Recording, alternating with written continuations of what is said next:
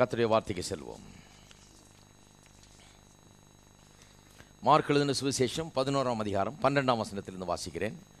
Mark 11:12 மறுநாளிலே அவர்கள் பெத்தானியாவிலிருந்து புறப்பட்டு வருகையில் அவருக்கு பசி உண்டாயிற்று. அப்பொழுது இலைகளுள்ள ஒரு அத்திமரத்தை தூரத்திலே கண்டு அதில் ஏதாகிலும் அகப்படுமா என்று பார்க்க வந்தார். அத்திப்பழ காலமாயிராதபடினால் அவர் அதனிடத்தில் வந்தபோது அதில் இலைகளை அல்லாமல் வேறொன்றையும் காணவில்லை. அப்பொழுது இயேசு அதை பார்த்து, இது முதல் ஒரு காலம் ஒருவனும் உன்னிடத்தில் கனியை புசியாதிருக்க கடவன் என்றார். அதை அவருடைய சீஷர்கள் கேட்டார்கள். அதோடு நேர 20ஆம் வசனத்தை வாசிப்போம். மறுநாள் காலையிலே அவர்கள் அவ்வழியாய் போகும்போது அந்த அத்திமரம் வேரோடே பட்டு போயிருக்கிறதை கண்டார்கள். பேதுரு நினைவு கூர்ந்து அவரை நோக்கி, ரபி, இதோ நீர் சபித்த அத்திமரம் பட்டு போயிற்று என்றான். இயேசு அவர்களை நோக்கி, தேவனிடத்தில் விசுவாசம் உள்ளவர்களாக இருங்கள். எவனாகிலும் இந்த மலையை பார்த்து நீ பெயர்ந்து சமுத்திரத்திலே தள்ளுண்டு போ என்று சொல்லி தான் சொன்னபடியே நடக்கும் என்று தன் இருதயத்திலே சந்தேகப்படாமல் விசுவாசித்தால் அவன் சொன்னபடியே ஆகும் என்று மெய்யாகவே உங்களுக்கு சொல்லுகிறேன் என்றார். இந்த கடந்த சில வாரங்களாக தேவனுடைய விசுவாசம் என்பதை குறித்து நான் பேசி வருகிறேன். அதாவது தேவனுடைய ரகத்தை சேர்ந்த விசுவாசம், த காட் கைண்ட் ஆஃப் ஃபெய்த். தேவனுடைய விசுவாசம் நமக்கு எவ்வாறு கொடுக்கப்பட்டிருக்கிறது, அது எப்படி நமக்குள்ளே இருந்து கிரியை செய்கிறது என்பதெல்லாம் பார்த்து வருகிறோம். அதுக்கு இது ஒரு முக்கியமான பகுதி, the application of God kind of faith. தேவனுடைய விசுவாசத்தை எப்படி செயல்படுத்துவது என்பதை இந்த வேத பகுதியிலே நாம் பார்க்கிறோம். இதில் தேவனுடைய விசுவாசத்தை குறித்த சில உண்மைகளை நான் சொல்லி வருகிறேன். முதலாவது என்ன, இயற்கை உலகத்தில் இருக்கிற எல்லா காரியங்களும் ஆவிக்குரிய உலகத்தின் கட்டுப்பாட்டுக்குள் இருக்கிறது. ஆவிக்குரிய உலகம் என்கிறது இயற்கை உலகை காட்டிலும் சக்தி வாய்ந்தது. இதை சொல்லியிருக்கிறேன். ரெண்டாவது, வார்த்தையை உபயோகப்படுத்தி தான் இந்த உலகத்திலே காரியங்களை உண்டாக்கினார்.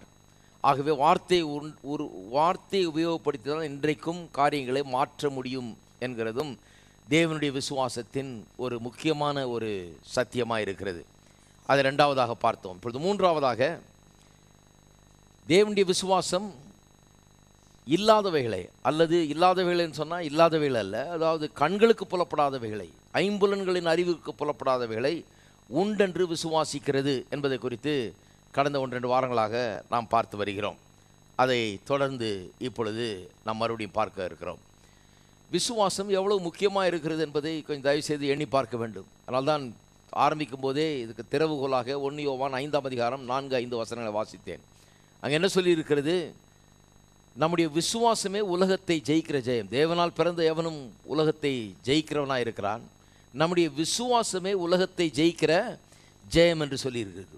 விசுவாசம் என்கிறது ஒரு சாதாரண காரியம் இல்லை, உலகத்தை ஜெயிக்கிற ஜெயம். ஏன்னா உலகம்ங்கிறது, உலகத்தில் உள்ளவைகள்லாம் இந்த விசுவாசத்துக்கு கட்டுப்படக்கூடியவைகள். ஏனென்றால் விசுவாசம் என்கிறது ஒரு மாபெரும் ஆவிக்குரிய சக்தி. ஆகவே தான் உலகத்தையும் உலகத்தில் உள்ள எல்லாத்தையும் ஜெயிக்கக்கூடிய ஒரு மாபெரும் சக்தியாக இந்த விசுவாசம் திகழ்கிறது. அதனால தான் பாருங்கள், இதை புரிந்து கொள்ள வேண்டும். இயற்கை உலகில் பலவிதமான பிரமாணங்கள் இருக்கிறது, விதிகள் இருக்கிறது. புவியீர்ப்பு பிரமாணம் போன்ற விதிகள்லாம் இருக்குது இல்லையா? இதெல்லாம் அற்புதமான விதிமுறைகள் அல்லது பிரமாணங்கள். ஃபிசிக்கல் லாஸ் என்கிறது ரொம்ப அதை ஆழமாக படிக்கிறார்கள், சிலர் ஆழமாக அதுக்குள்ளே செல்லுகிறார்கள். அதை வைத்து தான் ஆராய்ச்சியெல்லாம் நடக்கிறது. இந்த பூமி அதனால் இயங்குகிறது, பூமியில் உள்ளவைகள் எல்லாம் அதனால் இயங்குகிறது. இதை கண்டு வியக்கிறோம், ஆச்சரியப்படுகிறோம். இந்த பிரமாணங்கள், இந்த இயற்கை பிரமாணங்களை வைத்து என்னென்னமோ செய்கிறாங்க. ராக்கெட்டை பறக்க விடுறாங்க, பிளேனை பறக்க விடுறாங்க, ஆட்டம் பாம்பெல்லாம் செய்கிறாங்க. எவ்வளவு பெரிய சக்திகளை உருவாக்க முடிகிறது என்பதை யோசித்து பாருங்கள். இயற்கை உலகத்திலே இந்த இயற்கை பிரமாணங்கள், விதிமுறைகளை வைத்து, ஃபிசிக்கல் லாஸை வைத்து எவ்வளவு வல்லமையான அற்புதமான காரியங்களை வியக்கத்தக்க விதத்திலே செய்து வருகிறார்கள் என்பதை யோசித்து பாருங்கள். ஆனால் இவைகள்லாம் ஒன்றுமே கிடையாது. எதோடு கம்பேர் பண்ணால் ஆவிக்குரிய உலகத்தில் உள்ள அந்த பிரமாணங்களோடு கம்பேர் பண்ணால். ஏனென்று சொன்னால் ஆவிக்குரிய உலகத்தில் இருக்கிற பிரமாணங்கள், இன்னும் கேட்டால் பேரண்ட் லாஸ் என்று சொல்லுகிறோம். பேரண்ட் லாஸ் என்று சொன்னால் அது குட்டி போட்டு தான் இந்த விதிகள்லாம் உண்டாயிருக்குது. அதுதான் இதற்கு முன்னால் இருந்த பிரமாணங்கள். ஆவிக்குரிய உலகத்தின் பிரமாணங்கள் தான் இதை காட்டிலும் பெரியவை. இதுக்கு எவ்வளோ சக்தி இருக்குதுன்னா அதுக்கு எவ்வளோ சக்தி இருக்கும் என்று பாருங்கள். இந்த இயற்கை உலகத்தில் இருக்கிற இந்த பிரமாணங்கள், இது இந்த ஆவிக்குரிய உலகத்தின் பிரமாணங்களிலிருந்து வந்தவைகள். இவைகள்லாம் அவைகள் இதுக்கு முன்னாலேயே இருக்குது. இவைகளெல்லாம் அவைகளால் உண்டானவைகள் அப்படின்னு சொன்னால் இயற்கை உலகத்தின் இந்த பிரமாணங்களுக்கே இவ்வளவு வல்லமை இருக்கும் என்று சொன்னால், ஆவிக்குரிய உலகத்தின் பிரமாணங்களுக்கு எவ்வளவு வல்லமை இருக்கும், அது எவ்வளவு சக்தி வாய்ந்ததாக இருக்கும் என்பதை யோசித்து பார்க்க வேண்டும். இந்த விசுவாசம் என்கிறது ஒரு பிரமாணம் என்று அப்போஸ்தலன் பவுல் சொல்லுகிறார். ரோமர்கள் நிருபம் 4ஆம் அதிகாரத்தில் அதை குறித்து பேசும்போது விசுவாச பிரமாணம் என்று சொல்லுகிறார், the law of faith. அப்போ விசுவாசம் என்கிறதும் ஒரு பிரமாணம். இது ஆவிக்குரிய உலகத்தின் ஒரு பிரமாணம். ஒரு பிரமாணத்தை போலவே தான் கிரியை செய்கிறது. அதனால தான் இயேசு சொல்லுகிறார், எவனாக இந்த மலையை பார்த்து பெயர்ந்து சமுத்திரத்தில் தள்ளுண்டு போ என்று சொல்லி தான் சொன்னபடியே நடக்கும் என்று தன் இருதயத்திலே சந்தேகப்படாமல் விசுவாசித்தால் அவன் சொன்னபடியே ஆகும். எவனாகிலும் யாருக்கு வேணால் நடக்கும். அதுதான் பிரமாணம். புவியீர்ப்பு பிரமாணம்னு சொன்னால் அது ஆண்களுக்கு மட்டும் நடக்கும் இல்லை, பெண்களுக்கு மட்டும் நடக்கும் இல்லை, வயசானவங்களுக்கு மட்டும் நடக்கும், அல்லது வயசு குறைவானவர்களுக்கு மட்டும் நடக்கும் இல்லை, எல்லாருக்கும். அது இனம் பார்க்காது, அது ஜாதி பார்க்காது, அது வயசு பார்க்காது, எதுவும் பார்க்காது, எல்லாருக்கும் அது கிரியை செய்யும் இல்லையா? அதுதான் பிரமாணம். யார் 10 அடுக்கு மாடி மேலே ஏறி குதிச்சாலும் கீழே தான் விழுவாங்க. யாரும் மேலே பறக்க போகிறது கிடையாது. ஏனென்றால் அது பிரமாணம். அது அப்படி, அதுக்கு தான் அது பிரமாணம் என்று சொல்லுகிறோம். அதனால தான் விசுவாசத்தை ஒரு பிரமாணம் என்று சொல்லுகிறோம். என்ற இயேசு சொல்கிறார், எவனாயிலும் இந்த மலையை பார்த்து, எல்லாருக்கும் அது வேலை செய்கின்றார். இதுதான் என் வாழ்க்கையிலே மிகவும் என்னை விடுதலையாக்கிய ஒரு சத்தியம். எவனாகிலும் சொன்னால் எனக்கும் அது வேலை செய்யும். இதை கொஞ்சம் சற்று சிந்தித்து பார்க்க வேண்டும். அப்போ இந்த ஆவிக்குரிய உலகத்தின் சக்தி தான், பிரமாணம் தான் இந்த விசுவாசம் என்கிறது. இது வார்த்தையின் மூலமாக வெளிப்படக்கூடிய ஒரு சக்தி. இந்த மிசைல்ஸ்குள்ளே எப்படி வெடி மருந்துகளை வைத்து அந்த மிசைல்ஸை ஏவுகணைகளை அனுப்புகிறார்களோ, அது போய் வெடிக்குதோ டார்கெட் மேலே, எதை குறி வைத்து அனுப்புகிறார்களோ அங்கே வரைக்கும் பறந்து ஆயிரக்கணக்கான மைல்கள் பறந்து சென்று அந்த குறியை தாக்கி அங்கே போய் வெடிக்குது. அதுபோல் இந்த விசுவாசம் என்கிறது வார்த்தைக்குள்ளாக இருக்கக்கூடிய ஒரு சக்தி. வார்த்தை தான் அனுப்புகிறார். அவர் தம்முடைய வார்த்தை அனுப்பி அவர்களை சொஸ்தமாக்கினார். ஒரு டார்கெட்டை நோக்கி அனுப்புகிறார், வார்த்தை அனுப்பி அவர்களை சொஸ்தமாக்குறான்னு சொன்னால் அந்த வார்த்தைக்குள்ளே விசுவாசம் இருக்கிறது. வெளிச்சம் உண்டாக கடவுள் என்று வார்த்தையை பேசுகிறார். அந்த வார்த்தைக்குள்ள இந்த விசுவாசம் என்கிற சக்தி இருக்கிறது. அப்போ இந்த உலகத்தின் சக்திகள், இந்த உலகத்தின் பிரமாணங்கள் இவ்வளோ பெரிய பெரிய காரியங்கள்லாம் செய்யுமானால், விசுவாசம் என்கிறது இந்த உலகத்தின் சக்தி அல்ல. இது ஆவிக்குரிய ஒரு சக்தி, ஆவிக்குரிய ஒரு பிரமாணம். இது வார்த்தையின் மூலமாக செயல்படுகிற ஒரு பிரமாணம். அது எவ்வளோ பெரிய காரியங்களை செய்யும் என்கிறதற்கு கொஞ்சம் யோசித்து பார்க்க வேண்டும். அதை இயேசு ஒரு உதாரணமாகவே சொல்லிட்டார். அவர் சொன்னார், கடுகளவு விசுவாசம் ஒருவனுக்கு இருந்தால், சீஷர்கள் கேட்குறாங்க, எங்களுடைய விசுவாசத்தை வர்த்திக்க பண்ண வேணும்னு கேட்குறாங்க. அதுக்கு பதில் என்ன சொல்கிறாரு, ஒரு கடுகளவு விசுவாசம் இருந்தால், எல்லாம் சொல்லுங்க கடுகளவு. நிறைய பேருடைய கம்ப்ளைண்ட் என்ன, எனக்கு என் விசுவாசம் ரொம்ப கொஞ்சம் தாங்க இருக்குது, அதுவே ரொம்ப அதிகங்க. உங்களுடைய வாழ்க்கையில் அற்புதங்களை அதிசயங்கள் நிகழ்த்தக்கூடிய ஒரு சக்தி இவ்வளோ கடுகளவு இருந்தாலே போதுன்றாரு.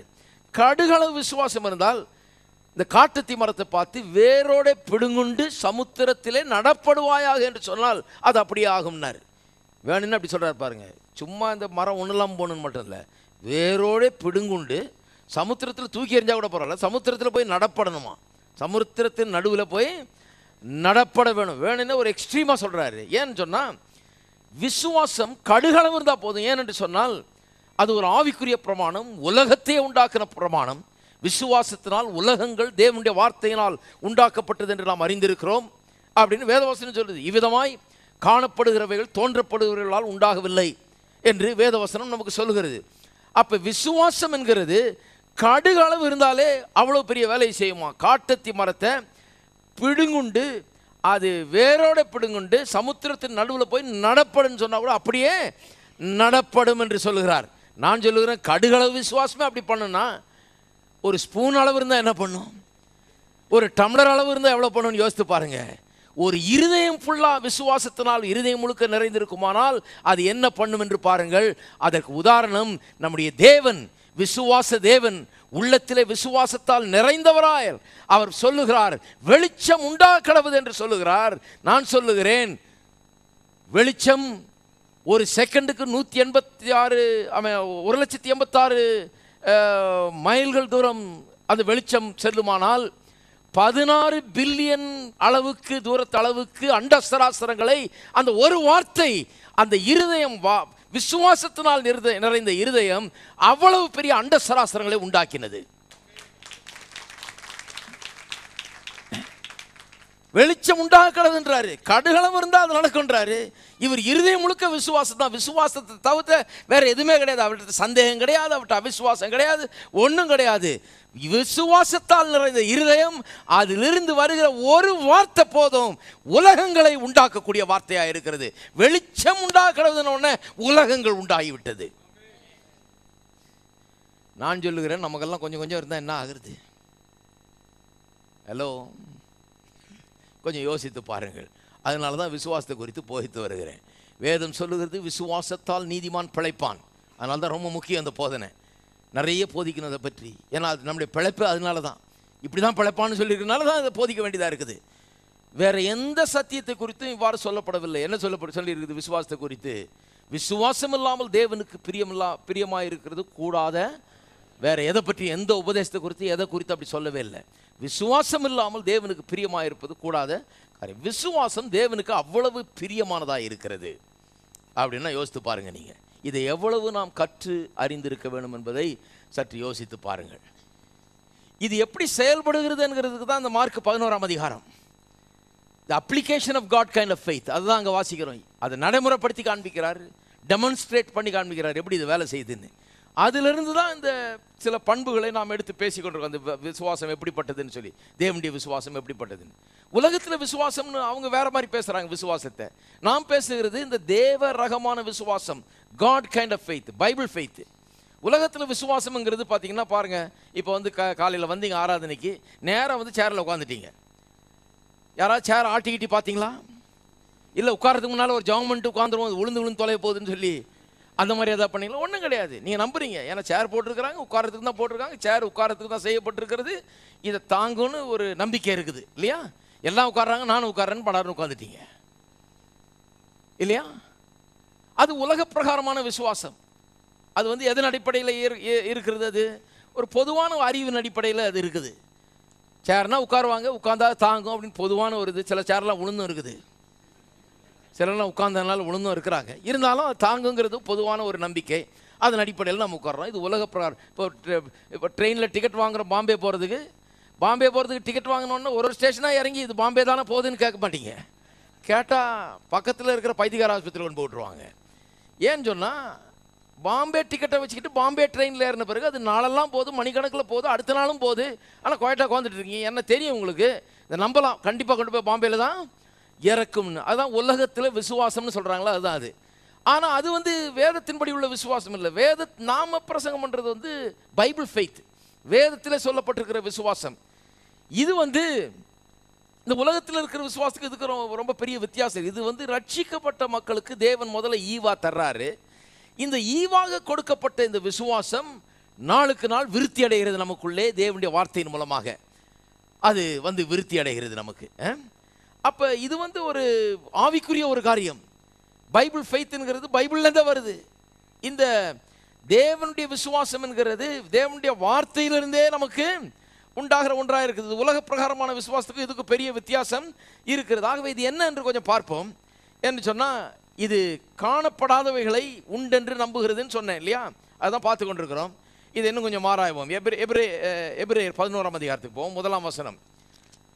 போன வாரம் இதை வாசித்தோம், இன்னும் கொஞ்சம் பார்ப்போம். விசுவாசமானது நம்பப்படுகிறவைகளின் உறுதியும் காணப்படாதவைகளின் நிச்சயமாக இருக்கிறது. இதை மாஃபெட் டிரான்ஸ்லேஷனில் வாசித்து காமிச்சேன், ஆம்பிளிஃபைட்லையும் வாசித்து காமிச்சேன் இல்லையா? அதனால் இன்றைக்கி அதை திரும்ப பண்ண போகிறதில்ல. ஆனால் எல்லாரும் சொல்லுவோம் விசுவாசமானது நம்பப்படுகிறவர்களின் உறுதியும் காணப்படாதவர்களின் நிச்சயமாக இருக்கிறது. விசுவாசத்தை குறித்த டெஃபினிஷன், விசுவாசம்னா என்ன, அதனால விசுவாசமானது அப்படின்னு ஆரம்பிக்கிறது. விசுவாசம்னா என்ன நீங்கள் சொல்லியிருக்குது, தியரட்டிக்கலாக இங்கே சொல்லியிருக்குது. மார்க் 11ஆம் அதிகாரத்தில் ப்ராக்டிக்கலாக அங்கே டெமான்ஸ்ட்ரேட் பண்ணப்பட்டிருக்குது. ப்ராக்டிக்கலாக அங்கே இதுதான் விசுவாசம், இப்படி தான் இயங்குகிறது என்று காண்பிக்கிறார் இயேசு. இங்கே வந்து டெஃபினிஷன் கொடுக்குறாங்க. இங்கே வந்து இதுதான் விசுவாசம்னு ஒரு ஸ்டேட்மெண்ட்டு. என்னவா? விசுவாசமானது நம்பப்படுகிறவைகளின் உறுதி காணப்படாதவைகளின் நிச்சயம்னு சொல்லப்பட்டிருக்குது. அப்போ முதல்ல கவனிப்போம். நம்பப்படுகிறவர்களின் உறுதி. நம்பப்படுகிறவர்கள்னா ஆங்கிலத்தில் எப்படி வருது? Faith is the substance of things hope for. எல்லாரும் எதையோ ஒன்றை ஹோப் பண்ணி கொண்டிருக்கிறோம் இல்லையா? சிலர் வந்து கல்யாணம் நடக்கணும்னு ஹோப் பண்ணிகிட்டு இருக்கிறாங்க, சிலர் ஒரு தொழில் ஆரம்பிக்கணும்னு ஹோப் பண்ணிகிட்டு இருக்கிறாங்க, சிலருக்கு வேலை கிடைக்கணும்னு ஹோப் பண்ணிகிட்டு இருக்கிறாங்க, சிலர் கல்லூரிக்கு போகணுன்னு ஹோப் பண்ணிட்டு இருக்கிறாங்க. வீடு வாங்கணும்னு ஹோப் பண்ணிட்டு இருக்கிறாங்க. எல்லாருக்கும் அவங்கவுங்களுக்கு ஒரு ஹோப் இருக்குது இல்லையா? ஹோப்புங்கிறது ஒரு நல்ல காரியம். ஹோப்புங்கிறது ஒரு கோல் செட்டர் மாதிரி. ஹோப் இருந்தால் தான் மனுஷன் எதையோ ஒன்றை நோக்கி போக முடிகிறது. அதனால் ஹோப்புங்கிறது கெட்டது இல்லை, நல்ல ஒரு காரியம். அப்போ ஹோப் பண்ணுகிறதுங்கிறது மனிதர்கள் சகஜமாக வச்சிருக்கிற ஒன்று. ஆனால் விசுவாசமானது நம்பப்படுகிறவர்கள், அதாவது ஹோப் பண்ணி கொண்டிருக்கிற காரியங்களை குறித்த உறுதி. இந்த ஹோப்பில் என்ன பிரச்சனைனா, அது ஒரு ட்ரீம் மாதிரி பாருங்க. சில நேரத்தில் பார்த்தீங்கன்னா ஒரு பிச்சைக்காரனுக்குள்ள ஒரு ட்ரீம் இருக்குது. சிக்கிம் லாட்ரி விழுந்ததுன்னா ஒரு 2 கோடி எனக்கு அடிக்காதா அப்படின்னு அவன் ட்ரீம் பண்ணுறான். அதே மாதிரி நிறைய கிறிஸ்தவம் கூட ட்ரீம் பண்ணுறாங்க. எப்படி ட்ரீம் பண்ணுறாங்க? நான் என்னைக்காவது ஒரு நாள் பெரிய பணக்காரனாக இருப்பேன், நான் வீடு வாங்குவேன், நான் கார் வாங்குவேன், நான் இவ்வளோ சம்பாதிப்பேனாக்கும், அப்படி சம்பாதிப்பேனாக்கும், இப்படி இருப்பேனாக்கும் அப்படின்லாம் கனவு காணுகிறார்கள் இல்லையா? கனவு காண்றதுல தப்பு இல்லை. ஆனால் உறுதியாய் அது நடக்குமா? அதை குறித்த உறுதி இருக்குதா? நிச்சயமாக இது நடக்குன்ற உறுதி இருக்குதா? நிறைய கனவு காண்கிற ஆள்கிட்ட பார்த்தீங்கன்னா அந்த உறுதி கிடையாது, அந்த நிச்சயமும் கிடையாது. நல்லா கவனிக்கிறீங்களா? உறுதி இருக்காது, நிச்சயம் இருக்காது, ஆனால் எனக்கு கனவு இருக்கும், ஒரு ட்ரீம் இருக்கும். அப்போ வெறும் ட்ரீமை வச்சு என்ன பண்ணுறது? சில நேரத்தில் அது நடக்குது, சில நேரத்தில் நடக்காது. நடக்குமா நடக்காத நம்மளுக்கே தெரியாது. இந்த மாதிரி ஒரு ட்ரீமை வச்சு நம்ம என்ன பண்ணுறது? அது பிரயோஜனம் இல்லை. அப்போ அந்த ட்ரீமோட, அந்த ஹோப்போட, அந்த நம்பிக்கையோட உறுதியையும் நிச்சயமும் நாம் சேர்க்க வேண்டியது அவசியமாக இருக்கிறது. அந்த நம்பிக்கைக்கு உறுதி ஊட்ட வேண்டும். உறுதி ஊட்டினா என்ன ஆகிடும்? நிச்சயமாக இதை அடைவேன்ற நம்பிக்கை நமக்கு உண்டாயிருது. அப்போ கனவு மட்டுமல்ல, அது அந்த கனவு நினைவாகும் என்கிற நிச்சயமும் நமக்கு உண்டாயிருக்கிறது. அப்போ ஃபெய்த்னா என்ன? விசுவாசம்னா என்ன? அந்த நம்பப்படுகிறவைகளுக்கு உறுதியை அது கொடுக்கிறது. நம்பப்படுகிறவர்களுக்கு உறுதியை அது கொடுக்கிறது. அப்போ பாருங்க, ஒரு மனுஷன் வியாதியாக இருக்கலாம். அந்த வியாதியாக இருக்கிற மனுஷன் நான் நன்றாக ஆவேன் என்கிற ஒரு கனவை அவன் உள்ளே வைத்திருக்கலாம். வியாதியாக இருக்கிற யாருக்குமே அந்த கனவு இருக்கும். கென்னத் ஹேகின் என்கிற ஒரு பிரசங்கியார், அவர் தான் இதை பற்றிலாம் ரொம்ப அதிகமாக போதித்தவர். நான்லாம் அவருடைய புஸ்தகங்கள்லாம் படித்து தான் நிறைய கற்றுக்கொண்டேன் இந்த விசுவாசத்தை குறித்தெல்லாம். அது சொல்கிறாரு பாருங்க, 16 வயசில் சாக கிடந்தாராம், பேரலைஸ்டு, அப்படியே கால் நடக்க முடியாது. கால் எடுத்து கீழே வச்சு 16 மாதம் ஆகுதான் பெட்டில் கிடக்கிறாரு. நடக்கவும் முடியாதுன்ட்டாங்க டாக்டர். தீராத பிளட் டிசீஸு, இருதய நோய், என்னென்னமோ அவருக்கு, அவர் எந்நேரமும் சாக வேண்டியது தான் அப்படின்னு கிடக்கிறாரு. அப்படி கிடக்கிற ஆளுக்கு, ஒரு வாலிபன் அப்படி கிடந்தா அவனுக்குள்ளே எப்படிப்பட்ட கனவுகள்லாம் இருக்கும். மற்ற வாலிபன்லாம் எழுந்து ஓடுறாங்க, குதிக்கிறாங்க, விளையாடுறாங்க, பள்ளிக்கூடம் போகிறாங்க, நல்லா சந்தோஷமாக ஓடி திரியிறாங்க. அதை பார்க்கும்போது இந்த 16 வயது சிறுவனுக்கு அவருக்குள்ளேயும் ஒரு கனவு. நானும் இந்த மாதிரி ஓடுவேன், நானும் இந்த மாதிரி விளையாடுவேன், நானும் இந்த மாதிரி பள்ளிக்கூடம் போவேன், நானும் இந்த மாதிரி இருப்பேன்னு சொல்லி 16 மாதமாக பெட்டிலேயே கிடக்கிறாரு. ஆனால் கனவு உள்ள ஒரு ஹோப் அவருக்குள்ளே உண்டாகிவிட்டது. இந்த ஹோப் உண்டாயிருக்கும்போது நான் சொல்கிறேன் இல்லையா, வெறும் கனவு தான் அது. நிச்சயமாக அது நடக்குமா அப்படிங்கிறது சந்தேகத்துக்குரியது. அதை பற்றி ஒரு நிச்சயம் கிடையாது, அதை பற்றி ஒரு உறுதி கிடையாது. அதுதான் விசுவாசம். அந்த உறுதி வந்துச்சுன்னா அது விசுவாசம்ன்றோம். உறுதி இல்லைன்னா அது வெறும் கனவு அல்லது வெறும் ஹோப். அப்போ அப்படி கிடக்கும்போது சொல்கிறாரு, யாரோ ஒருத்தர் இந்த வசனத்தை அவருக்கு சொல்லி இருக்கிறார்களோ எப்படியோ அந்த வசனம் அவருக்கு முன்னால் இந்த மார்க் 11, 23, 24 வசனங்கள், எவனாகிலும் இந்த மலையை பார்த்து பேர்ந்து சமுத்திரத்தில் தள்ளுண்டு என்று சொல்லி தான் சொன்னபடியே நடக்கும் என்று தன் இருதயத்தில் சந்தேகப்படாமல் விசுவாசித்தால் அவன் சொன்னபடி ஆகும். ஆதலால் நீங்கள் ஜெபம் பண்ணும்போது எவைகளை விரும்பி கேட்டுக்கொள்கிறீர்களோ அவளை பெற்றுக்கொள்வோம் என்று விசுவாசிங்கள், அப்பொழுது அவைகள் உங்களுக்கு உண்டா. இந்த 2 வசனம் எப்படி அவருக்கு கிடச்சிருக்கு? நிறைய பேருக்கு தங்க வசனத்தில் இது வர்றதே இல்லை பாருங்கள். ஏன்னு தெரியல. அது நிறைய வாக்குத்தத்தங்களை சொல்லுவாங்க. பிடிச்ச வசனம் எதுன்னு கேட்டால் அது எதுன்னு சொல்லுவாங்க. இவர் ஒருத்தருக்கு, ஏன்னா வியாதிப்பட்டு கஷ்டப்படுற மனுஷனுக்கு அதுக்கேற்ற மாதிரி தான் இருக்குது. அவருக்குள்ள ஒரு கனவு, எப்படியாவது நான் எந்திரிச்சு நடந்துடணும், எப்படியாவது மற்றவங்கள போல இருக்கணும் அப்படிங்கிற அந்த கனவு நிமித்தமாக அவர் கிறிஸ்தவ குடும்பத்தில் பிறந்து வளர்ந்து அங்கே இருந்ததுனால எப்படியோ அந்த வசனம் அவருக்கு சொல்லப்பட்டு காண்பிக்கப்பட்டு இந்த வசனத்தின் மேலே கண்களை வைக்க ஆரம்பித்தார். கண்களை வைக்க ஆரம்பித்த போது இதை ஆராய ஆரம்பித்த இந்த வசனம் அவருக்கு ரொம்ப அவருடைய வாழ்க்கையை மாற்றக்கூடிய வசனமாக அமைந்து விட்டது. அதன் பிறகு நிறைய பேர் இவரிடத்தில் படித்தவர்கள்லாம் இந்த வசனத்தின் பாதிப்பால் பெரிய வாழ்க்கையில் பெரிய மாற்றங்களை அடைந்திருக்கிறார்கள். இப்போ இந்த விசுவாசத்தை குறித்து நிறைய போதிக்க ஆரம்பித்துட்டாங்க. அப்போ அவர் சொல்கிறாரு, படுத்த படுக்கையாக இருக்கும்போது இந்த வசனத்தை நான் தியானிப்பேன். எவனாகிலும் இந்த மலையை பார்த்து நீ பேர்ந்து சமுத்திரத்தில் தள்ளுண்டு போன்னு சொன்னால் அப்படியே ஆகும்னு சொல்லியிருக்குது.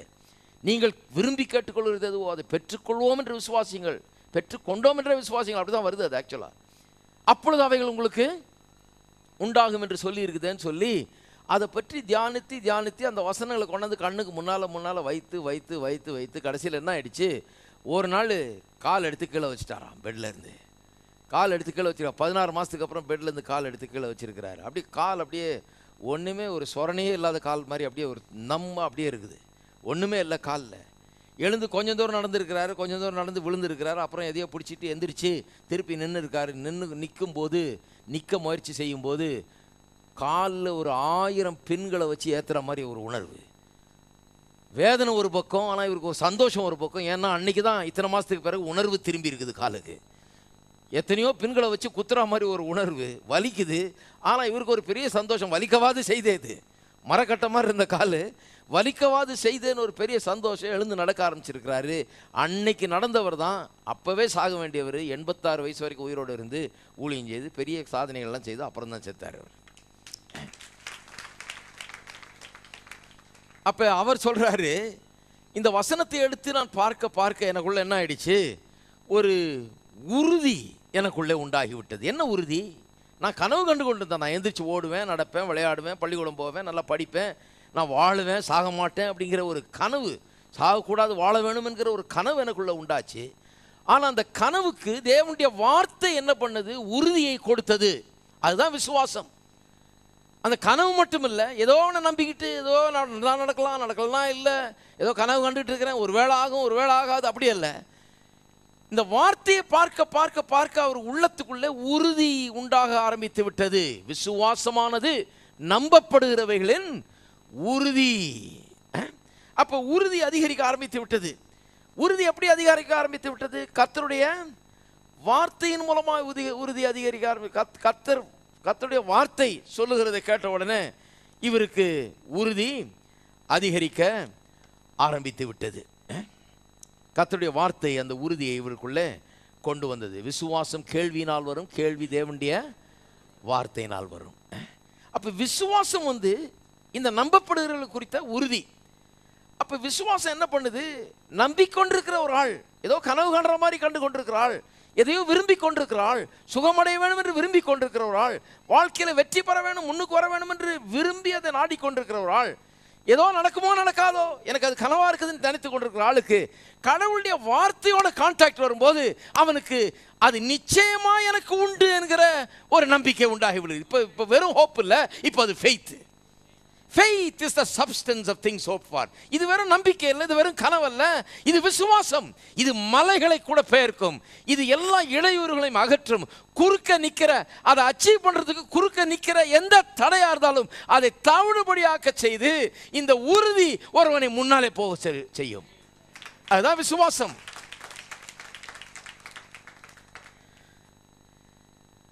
அதுவே விசுவாசத்தை எடுத்து இந்த நம்பிக்கைக்கு உறுதி ஊட்டலாம். அப்போ கர்த்தருடைய வார்த்தை பாருங்க எப்படி வேலை செய்யுதுன்னு சொல்லி. அதனால தான் கர்த்தருடைய வார்த்தை ரொம்ப முக்கியம். விசுவாசம் எங்கே இருக்குது? கர்த்தருடைய வார்த்தையில் இருக்குது. விசுவாசம் கேள்வியினால் வரும், கேள்வி தேவனுடைய வார்த்தையினால் வரும். விசுவாசத்தை கடவுள் எங்கே வச்சுட்டார்? வசனத்தில் வச்சுட்டார். இந்த வசனத்தை கேட்கும்போது தான் என்ன ஆகுறது? வசனத்தை கேட்கும்போது தான் அந்த உறுதி விசுவாசம் உள்ள வருது. ஏன்னா வசனத்துக்குள்ளே தான் விசுவாசம் என்கிற அந்த சக்தி உள்ளே இருக்கிறது. வசனத்தை கேட்க கேட்க விசுவாசம் தானா உள்ள. பாலில் எப்படி சத்து இருக்குதோ, பாலை குடிக்கும்போது அதில் உள்ள சத்தை நம்ம பார்க்கறது இல்லை, ஆனால் பாலை குடிக்கிறோம். பாலை குடிக்க குடிக்க சத்து, சரீர சத்து நமக்கு ஏறுது இல்லையா? அதுபோல இது ஆவிக்குரிய பால் என்று சொல்லப்பட்டிருக்கிறது. ஞானப்பால் என்று வேத வசனம் இதை அழைக்கிறது. இதை திடமான ஆகாரம் என்று சொல்லுகிறது, அப்பம் என்று வேத வசனம் சொல்லுகிறது. அப்போ எப்படி சரீர பிரகாரமான பலன் கூடுகிறதோ இதை சாப்பிட சாப்பிட, அதாவது பாலை குடிக்க குடிக்க, ரொட்டியை சாப்பிட சாப்பிட, அல்லது கறியை சாப்பிட சாப்பிட எப்படி சரீர பலன் கூடுகிறதோ அதுபோலவே இந்த ஆவிக்குரிய ஆகாரமாகி தேவனுடைய வார்த்தையை எடுத்துக்கொள்ளும் போது ஆவிக்குரிய பலன், மலைகளை பெயர்க்கக்கூடிய ஒரு சக்தி, விசுவாசம் என்னும் இந்த மாபெரும் அபார சக்தி நமக்குள்ளே அது கூட ஆரம்பித்து விடுகிறது. சரீர பலன் எவ்வளவு நிச்சயமானதோ அதுபோலவே இந்த ஆவிக்குரிய பலனும் நிச்சயமானது. சரீர பலனை சுருக்கமாக விளக்கிடலாம், நமக்கு கணக்கு போட்டு சொல்லலாம், இத்தனை கேலரிஸு இவ்வளோ இது இப்படி ஆகுமாக்கும் அதாகும் இதாகும்னு சொல்லிடலாம். இதை இப்படி பிரசங்கம் பண்ணி சொல்ல வேண்டியதாக இருக்குது. அதை கொஞ்சம் இன்னும் கொஞ்சம் சிம்பிளாக விளங்கிக்கிறோம். இதை இப்படி சொல்ல வேண்டியதாக இருக்குது. ஆனால் அது எவ்வளவு நிச்சயமோ அவ்வளவு நிச்சயம் இது என்பதை நீங்கள் யோசித்து பார்க்க வேணும். அப்போ ஒவ்வொரு நாளும் கர்த்தருடைய வார்த்தையை எடுத்து, வாக்குத்தத்தத்தை எடுத்து, அதை தியானித்து அதில் கவனம் செலுத்தும் போது, அதில் கண்களை வைக்கும்போது என்ன ஆகிறது? இந்த விசுவாசம் உள்ளத்தில் ஒரு உறுதியை உண்டு பண்ணுகிறது. இன்றைக்கு அநேகர் தன்னுடைய வாழ்க்கையில் ஒரு காரியத்தை எதிர்பார்த்திருக்கலாம், ஏங்கி கொண்டிருக்கலாம். இப்படி இருக்க வேணும், அப்படி இருக்க வேணும், என் வாழ்க்கை மாறணும், இருக்கிற நிலை சரியில்லை அப்படின்னு சொல்லி நினைத்து கொண்டிருக்கலாம், கனவு கண்டு கொண்டிருக்கலாம். நான் சொல்லுகிறேன், கனவு கொண்டா பத்தாது, கடவுளுடைய வாக்கு தத்தங்களை எடுங்கள். உங்களுடைய குடும்ப வாழ்க்கையை குறித்து கனவு காண்கிறீர்களா? குடும்ப வாழ்க்கை குறித்து வேதம் என்ன சொல்லுகிறது? வேதம் சொல்லியிருக்கு பாருங்கள். உங்கள் பிள்ளைகள் எப்படி இருப்பாருன்னு வேதம் சொல்லி எடுத்து பாசி பாருங்கள். பிள்ளைகள்லாம் எப்படி இருப்பாங்கன்னு வேதவசனம் திட்டவட்டமாக சொல்லியிருக்குது. மனைவி எப்படி இருப்பாள்னு சொல்லியிருக்குது வேதவசனத்தில். உங்கள் வீடு எப்படி இருக்குன்னு சொல்லப்பட்டிருக்கிறது. ஹலோ, நாம் என்ன பண்ணுறோம்? கடகட்டுன்னு இதை வாசிட்டு போயிட்டே இருக்கிறோம். நான் என்ன சொல்கிறேன்? அதெல்லாம் எடுங்கள். ஏனென்றால் அது பொய்யுரையாத தேவன் சொன்ன வார்த்தைகள். அதன் மேலே உங்கள் கண்களை வையுங்கள். உங்கள் தொழில் கையிட்டு செய்கிற வேலை எப்படி இருக்கணும் வேதவசனம் சொல்லுது. உங்களுடைய சரீர சுகம் எப்படி இருக்கணும் வேதம் சொல்லுகிறது. உங்களுடைய வாழ்க்கை எப்படி இருக்கணும் வேதம். உங்கள் சமாதானம் எப்படி இருக்கணும் வேதம் சொல்லுகிறது. பயத்துக்கு தூரமாயிருப்பாய், திகிலுக்கும் பயத்துக்கும் நீ தூரமாயிருப்பாய்ன்னு சொல்லி இதெல்லாம் வேதம் சொல்லுது. பயந்துகிட்டே உட்காந்துட்டே இருக்கக்கூடாது. அப்போ வேதம் சொல்லி என்ன அர்த்தம்? சங்கீதக்காரன் சொல்லுகிறான், கர்த்தர் எனக்கு சகாயர், நான் பயப்படேன். அவன் அப்ளை பண்ண ஆரம்பிச்சிட்டான். அதை கடவுளுடைய வார்த்தையை எடுத்துக்கொள்ள ஆரம்பிச்சிட்டான், அதை அப்ளை பண்ண ஆரம்பிச்சிட்டான். அதனால் பயத்தை தூக்கி எறிகிறான்.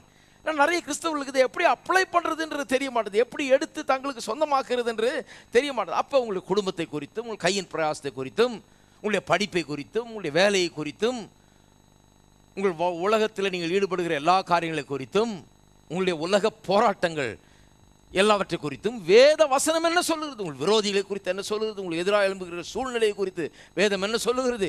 எல்லாவற்றை குறித்த வசனங்களையும் எடுங்கள். ஏனென்றால் நீங்கள் எந்த வெற்றியை அடைய வேண்டும் என்று எதிர்பார்க்கிறீர்களோ, விரும்புகிறீர்களோ, நம்பிக்கொண்டிருக்கிறீர்களோ அது நிச்சயமாய் உண்டாகும் என்கிற உறுதி அப்போதான் உண்டாகும்.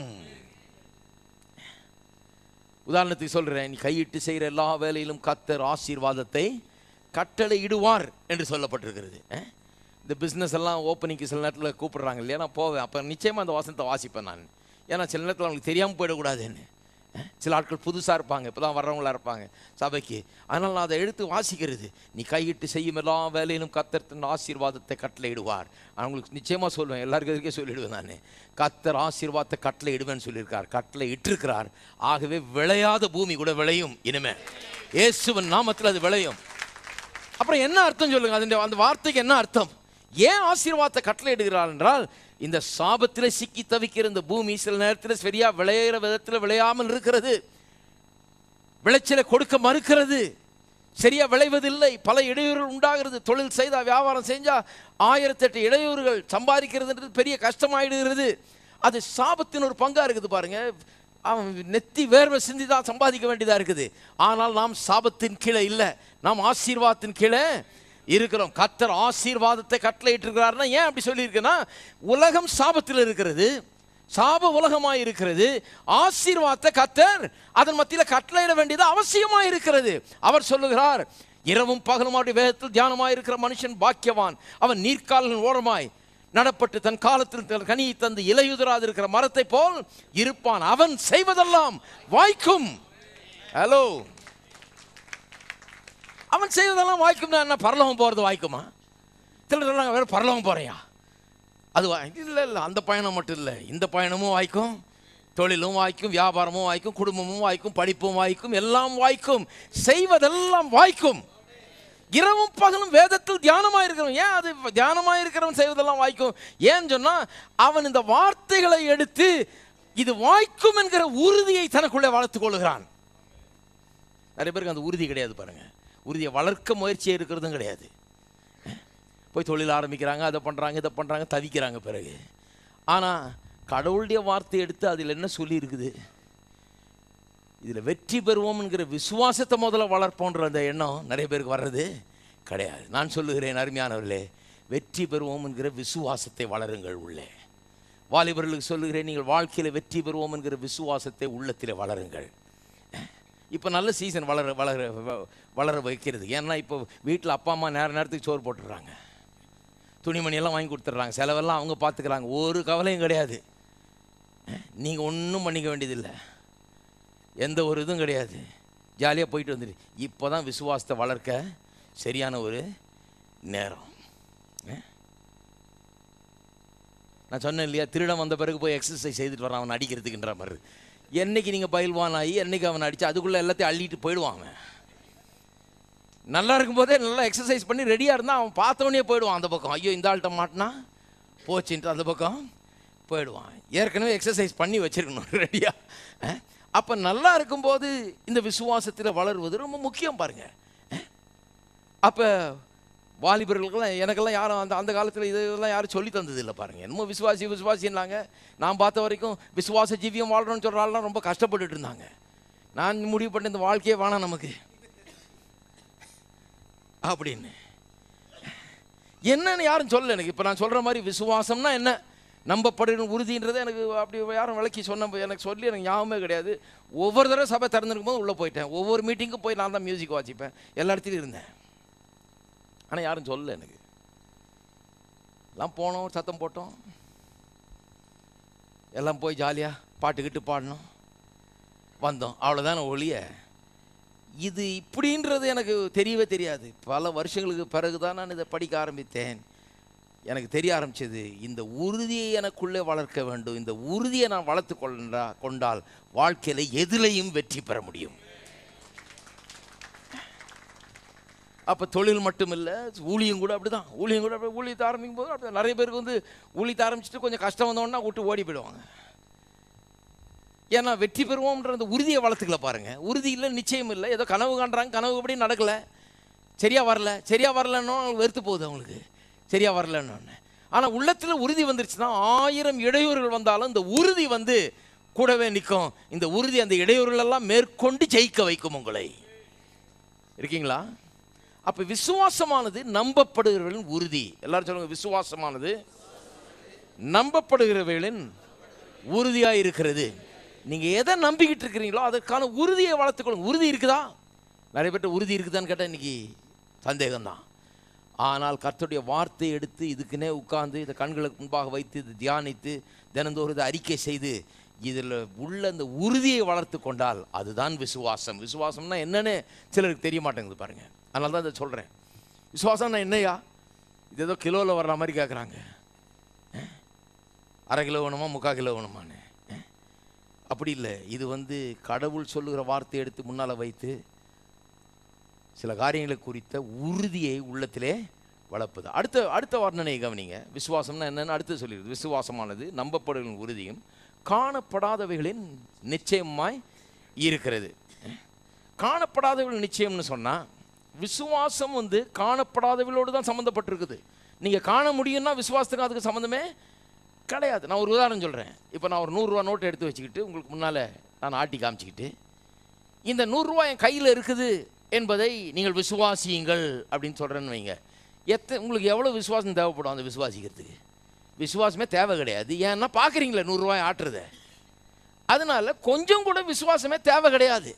கண்ணில் பார்த்துட்டதுனால விசுவாசத்துக்கு அங்கே இடமே கிடையாது. விசுவாசத்துக்கு அங்கே வேலையே கிடையாது. விசுவாசத்துக்கும் காணப்படுகிறவைகளும் சம்மந்தமே கிடையாது.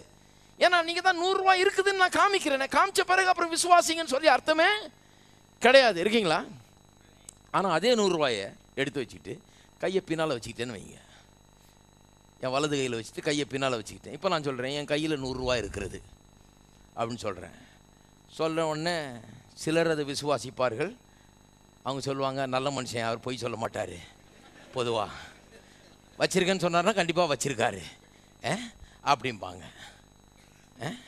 சிலர் சொல்லுவாங்க, இல்லை லேசில் நம்பக்கூடாது, வச்சிருக்கலையோ யாரு கண்டா சொல்கிறாரு, யாரு கண்டா வச்சிருப்பாரோ இல்லையோ அப்படின்னு சொல்கிறவங்களும் இருப்பாங்க இல்லையா? கையை பின்னால் கொண்டு போனோடனே என்ன ஆயிடுச்சு? நீங்கள் பார்க்க முடியல. நான் சொல்கிறேன் என்கிட்ட 100 ரூபா இருக்குதுன்னு. இப்போ நீங்கள் எதன் அடிப்படையில் நீங்கள் நம்ப வேணும்? என் வார்த்தை ஒன்று தான் இருக்குது. நான் வச்சிருக்கிறேன்னு சொல்கிற வார்த்தையை மட்டும்தான் நம்ப வேணும். இந்த வார்த்தையை மட்டும் நம்பி என்னை நம்பணும்னா, நான் சொல்கிறத நம்பணும்னா, அப்போ நான் எப்படிப்பட்ட ஆளுங்கிறது ரொம்ப முக்கியமாயிடுது. ஹலோ, அப்போ நான் எப்படிப்பட்ட ஆளுன்றதை வச்சு தான் என் வார்த்தையை நம்ப முடியும் நீங்கள். அதனால தான் பாருங்கள், கர்த்தர் நல்லவர் என்கிறத ரொம்ப அதிகமாக வலியுறுத்துகிறோம். ஏன்னா இல்லைன்னா விசுவாசிக்க முடியாது. கர்த்தர் மேலேயே உங்களுக்கு சந்தேகம் இருந்துச்சுன்னா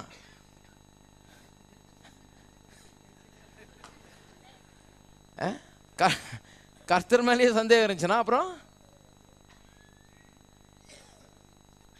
அதான் பாருங்கள். அன்றைக்கி ஞாயிற்றுக்கிழமை நைட்டு அதான் பிரசங்கம் பண்ணேன். கர்த்தர் கொடுத்தார், கர்த்தர் எடுத்தார். நிறைய பேருக்கு கோல்டன் வேர்ட்ஸ் அது. எது போனாலும் கர்த்தர் கொடுத்தார், கர்த்தர் எடுத்தார்.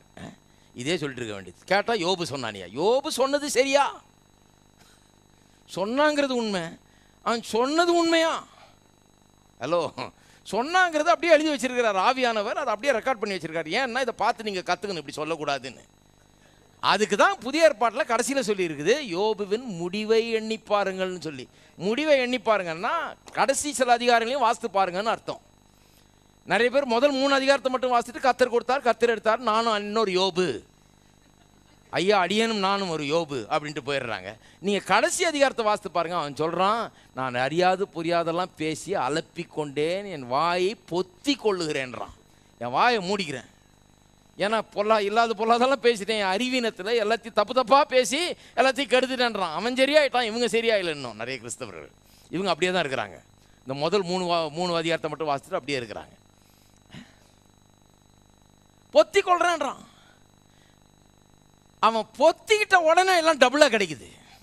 40 அதிகாரத்தில் பொத்திக்கிறான், 42 அதிகாரத்துக்குள்ள எல்லாம் டபுள் ஆயிடுச்சு. இந்த பொத்திக்கிறதுல எவ்வளோ நன்மை உண்டாகுதுன்னு கொத்து கொடுத்தாலே போதும். வாயை பொத்திக்கிட்டு இருந்தாலே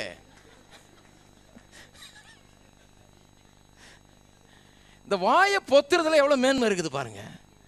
அவன் பொத்தின உடனே அவனுடைய சிறை இருப்பு திரும்பினது, எல்லாம் ரைட் ஆயிடுச்சு, கரெக்ட் ஆயிடுச்சு. வாயை திறந்து லொடன்னு சொதப்பிக்கிட்டு இருக்கிற வரைக்கும் எல்லாம் கெட்டு போயிட்டு இருந்தது. நான் மிகவும் பயந்தது எனக்கு நேரிட்டதுன்றானே, அதனாலேயே எனக்கு தெரியும் அவன் என்ன பேசிகிட்டு இருந்திருப்பான். டெய்லி தன்னுடைய பயத்தையே தான் பேசிகிட்டு இருந்திருப்பான். யோ என்னமோ நடந்துடும் போல இருக்குது, அது போய்டும் போல இருக்குது, இருக்கிறதெல்லாம் போய்டும் போல இருக்குது, இதெல்லாம் எவ்வளோ நாள் இருக்குமோ இருக்காதோ.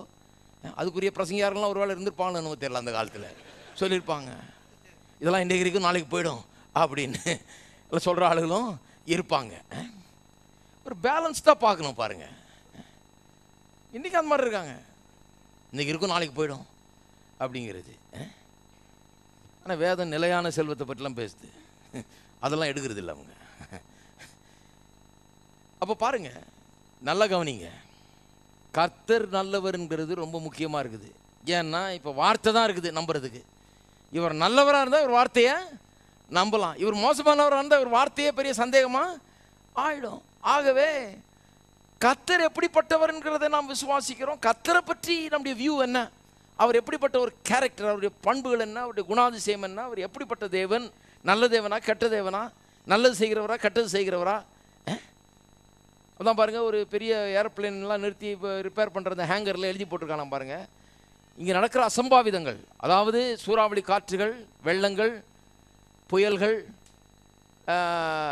மற்றும் தீ எரிஞ்சு சாம்பலாகிறது, இதெல்லாம் இப்படிப்பட்ட தெய்வ செயல்களுக்கு நாங்கள் பொறுப்பல்ல. என்ன அநியாயம் பாருங்க. இவனுங்க பெரிய யோக்கியனுங்க. கடவுள் அவ்வளோ அயோக்கியமான காரியங்களெல்லாம் செய்கிறாராம். அவர் தான் சூறாவளி அனுப்பிச்சு, அவர் தான் எல்லாத்தையும் அனுப்பிச்சு, அவர் தான் எல்லாத்தையும் எரிச்சு, அவர் தான் எல்லாத்தையும் நாசமாக்குறாரு. அதெல்லாம் தெய்வ செயல். அதுக்கு நாங்கள் பொறுப்பு இல்லை, நாங்கள் அப்படிலாம் செய்ய மாட்டோம் அப்படிதான் சொல்கிறாங்க அவங்க. நாங்கள் நல்லவர்கள், கர்த்தர் கெட்டவர். இதுதான் இவங்களுடைய இது. நான் சொல்கிறேன், நம் எல்லாரை காட்டிலும் கோடான கோடி மடங்கு நல்லவர் அவர். ஏதோ நடக்குது, கெட்ட காரியங்கள் நடக்குது, அது எப்படின்னு புரிந்து கொள்ளாமல் என்ன பண்ணுறாங்க, எல்லாம் கெட்ட காரியம் நமக்கு புரியாதெல்லாம் தெய்வ செயல். அது ஒரு தனி கேட்டகரி போட்டுருது. புரியலையா, தெய்வ செயல். அப்போ கொஞ்சம் நின்று யோசித்து பார்க்கணும், என்ன சொல்கிறோம் நம்ம. நல்ல காரியம்லாம் நம்ம பண்ணுறோம், கெட்ட காரியம்லாம் அவர் பண்ணுறாரா? என்ன இது அநியாயமாக இருக்குது. அப்போ கர்த்தர் எப்படிப்பட்டவருங்கிறது ரொம்ப அவசியம். ஏன்னா நான் அவர் சொல்கிற வார்த்தையை நம்ப வேண்டியதாக இருக்குது. நான் எப்படி ரூபா நோட்டை பின்னாடி வச்சுக்கிட்டு என்கிட்ட இருக்குதுன்னு சொன்னால், அப்புறம் நான் எப்படிப்பட்டவங்கிறது ரொம்ப முக்கியமாக இருக்குது. ஏன்னா அதை வச்சு தான் நான் சொல்கிறது உண்மையாங்கிறத நம்ப முடியும். வேத வசனம் சொல்லுகிறது, எல்லா நன்மையான ஈவும் ஜோதிகளின் பிதாவாகிய அந்த பரலோக பிதாவிடத்திலிருந்து இறங்கி வருகிறது என்று. எல்லா நன்மையான ஈவும் அவரிடத்திலிருந்து வருகிறது. அவர் நன்மைகளின் தேவன். அவரை நம்பலாம். பொய் உரையாத தேவன் என்று வேத வசனம் சொல்லுது. பொய்யே உரையாத தேவன் இல்லை, God who cannot lie. உரையாதவர் மட்டும் இல்லை, cannot lie னா பொய் உரைக்க முடியாத தேவன். தமிழில் அது அவ்வளோ கரெக்டாக வரல பாருங்க. பொய்யை சொல்ல முடியாதவரால், it's impossible for him to lie. அவர் பொய் சொல்லுகிறதுன்றது கூடாத ஒரு காரியம்.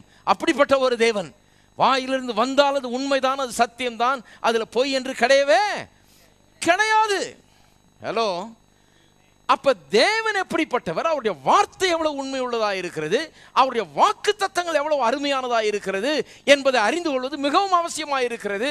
அதை அறிந்து கொண்டால்தான் அதை நம்ப முடியும். ஏன்னா ரூபா நோட்டை பின்னால் வச்சுக்கிட்டு என்கிட்ட இருக்குதுன்னு சொன்னால் அப்புறம் என்னுடைய வார்த்தையை வைத்து தான் நீங்கள் நம்ப முடியும் ஒழிய காண்கிறதை வைத்து நீங்கள் நம்பவே முடியாது. இல்லைங்களா? காண்கிறத வச்சு நம்பவே முடியாது. அப்போ வார்த்தையை வச்சு நம்புறதானதா? அந்த வார்த்தை குறித்த அறிவு நமக்கு அவசியமா இருக்கிறது. இல்லைன்னா வார்த்தையை வச்சு ஒன்றும் நம்ப முடியாது. இப்போ விசுவாசம்னா என்ன? வார்த்தையின் மூலமாய் நாம் நம்புகிறது. காண்கிறதன் மூலமா இல்லை, காணப்படாதவைகளின் நிச்சயம். காணப்படாதவைகள் குறித்த நிச்சயம் எப்படி வருது? 100 ரூபாய் என்கிட்ட இருக்குதுங்கிற நிச்சயம் எப்படி உங்களுக்கு உண்டாச்சு? நீங்கள் பார்க்கல, நான் சொன்னேன், நான் சொன்னது உண்மை என்று எப்படி நீங்கள் விசுவாசிக்கிறீங்க?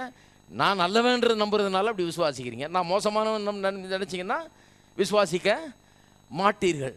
அப்போ விசுவாசம்னா என்ன? காணப்படாதவர்களின் நிச்சயம். சுகம் வேணும்னு விரும்புறீங்க, அது காணலை இன்னும், ஆனால் அது உங்களுடையது என்று எப்படி விசுவாசிப்பார்? அது குறித்த நிச்சயம் எப்படி வரும்? நிச்சயம் எப்படி வரும்னா, அவர் நல்லவர், அவர் வாக்கு மாறாதவர், அவர் சொல்லி இருக்கிறார், நிச்சயமாய் செய்வார்ங்கிறத விசுவாசிக்கும் போதுதான் உள்ளத்தில் நிச்சயம் உண்டாகும். இருக்கீங்களா? அப்ப விசுவாசம்னா என்ன?